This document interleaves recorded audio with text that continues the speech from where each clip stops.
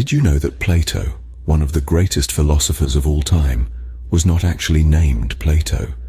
His actual name was Aristocles, with Plato being a nickname given to him by his wrestling coach, referring to his physical stature.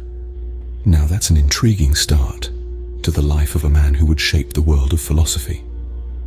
Born in Athens around the years 428 to 423 BC to an aristocratic and influential family, Plato's early life and education remain largely shrouded in mystery.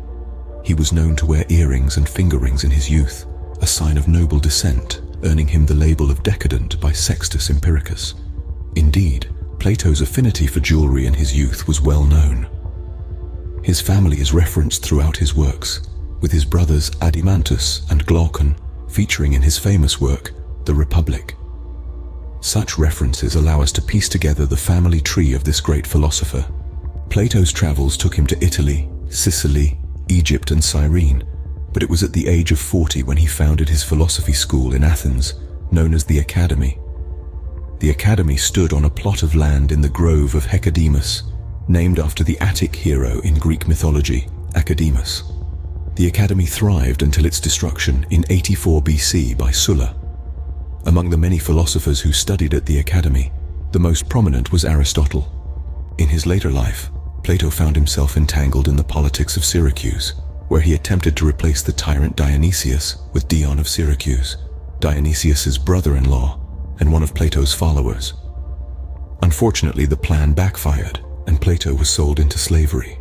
Thanks to Aniceris, a Cyrenaic philosopher, Plato's freedom was bought for 20 minas, and he was sent home. Plato was an innovator of the written dialogue and dialectic forms in philosophy.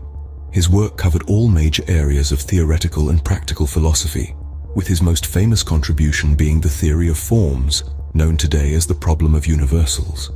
He is also the namesake of Platonic love and the Platonic solids. His philosophical influences are thought to have been, alongside his teacher Socrates, the pre-Socratics Pythagoras, Heraclitus and Parmenides. His entire body of work has survived intact for over 2,400 years, consistently read and studied. His influence extends beyond philosophy, impacting both Christian and Islamic philosophy through Neoplatonism. In modern times, Alfred North Whitehead aptly described the philosophical tradition as a series of footnotes to Plato.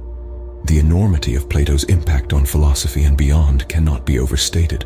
So remember, next time you think of Plato, remember Aristocles, the young man with the penchant for jewelry who grew up to shape the world of philosophy.